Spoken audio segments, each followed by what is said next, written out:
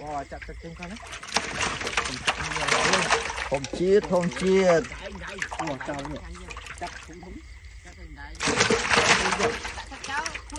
đẩy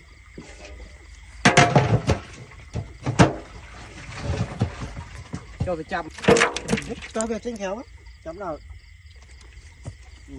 chặt tay cài tay khăm phải ba đấy đẩy buồn lên máu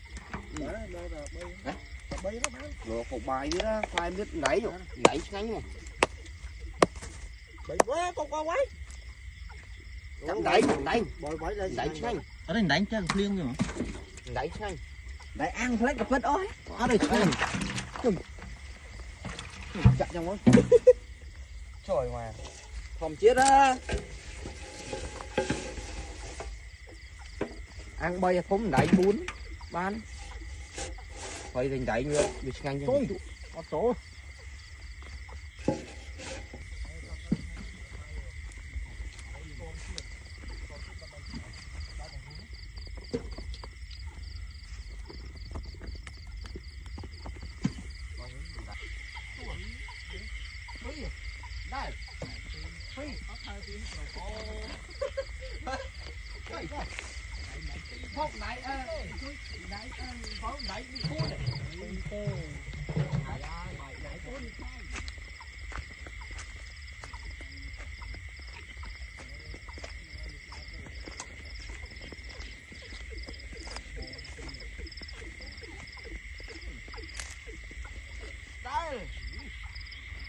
nghe nè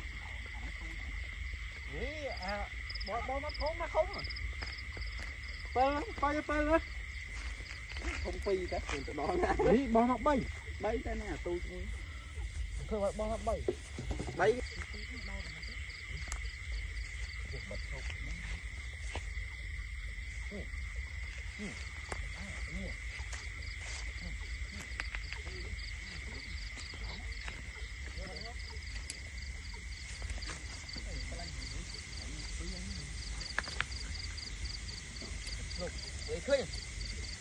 bố đá đi người vâng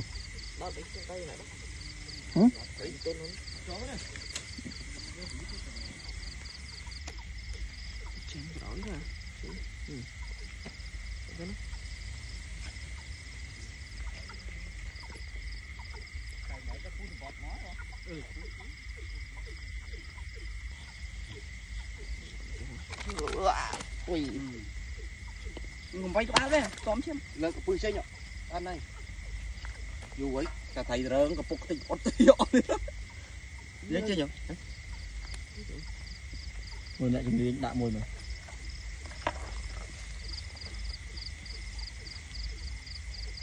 ngồi phù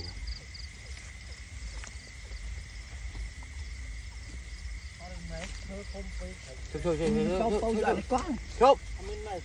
Ở đây tao đỏ tao tới vậy. Tao có qua này. dù anh ấy chọn đây nâng cái phương dương đốt cô cả Tao có càng. Chưa.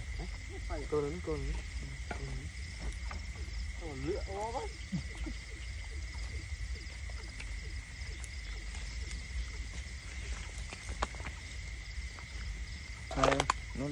nó đốt cha thầy chẳng ngoa Chơi 50 tiết này.